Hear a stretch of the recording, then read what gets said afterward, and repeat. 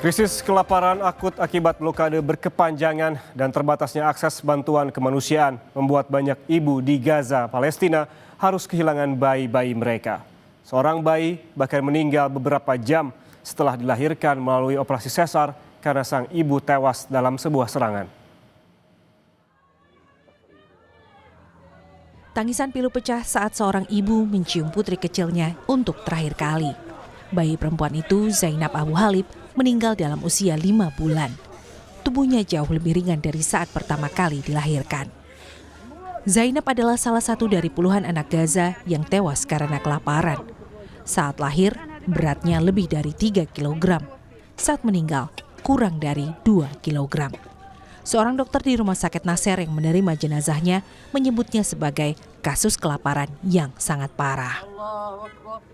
Zainab hanyalah satu dari 85 anak yang meninggal karena malnutrisi dalam 3 minggu terakhir menurut Kementerian Kesehatan Gaza.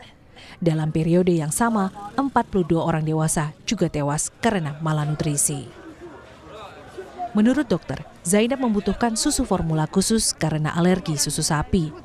Namun pasokan yang terputus membuat sang bayi menderita diare kronis, muntah, infeksi bakteri, hingga sepsis yang melemahkan tubuh mungilnya. Sang ibu yang juga mengalami malnutrisi hanya bisa menyusui selama 6 minggu. Kini ia tidak hanya kehilangan anak, tetapi juga kehilangan harapan. أنا حملت فيها في الحرب في المجاعة ولدت في المجاعة فيش رضاعة طبيعية يعني نقص من جميع من كل شيء يعني اللي سمعني حيفهم إنه أنا أشبحت وإني أنا ما بزود أي كلمة يعني فيش أي من مقومات الحياة فيش حتى تلوث كمان إحنا عايشين في خيم تلوث كيف البنت بدها تشفى كيف بدها تطيب. Lonjakan anak-anak yang menderita kelaparan membeludak dalam beberapa pekan terakhir. Departemen Pediatrik Rumah Sakit Nasser yang hanya memiliki 8 tempat tidur kini merawat hingga 60 anak kekurangan gizi. Sebagian terbaring di kasur darurat di lantai. Sementara klinik afiliasi rumah sakit menerima rata-rata 40 kasus malnutrisi per minggu. Dokter dan pekerja bantuan menyalahkan pembatasan ketat Israel terhadap pasokan bantuan. Selama 2,5 bulan setelah gencatan senjata berakhir pada Maret lalu, Israel sepenuhnya menutup akses makanan, obat, dan bahan bakar ke Gaza dengan dalih menekan Hamas untuk membebaskan sandera. Meski pada Mei lalu, Israel melonggarkan sebagian blokade, volume bantuan jauh dari cukup. Rata-rata hanya 69 truk bantuan yang masuk per hari, jauh dari kebutuhan harian Gaza yang mencapai 500 hingga 600 truk.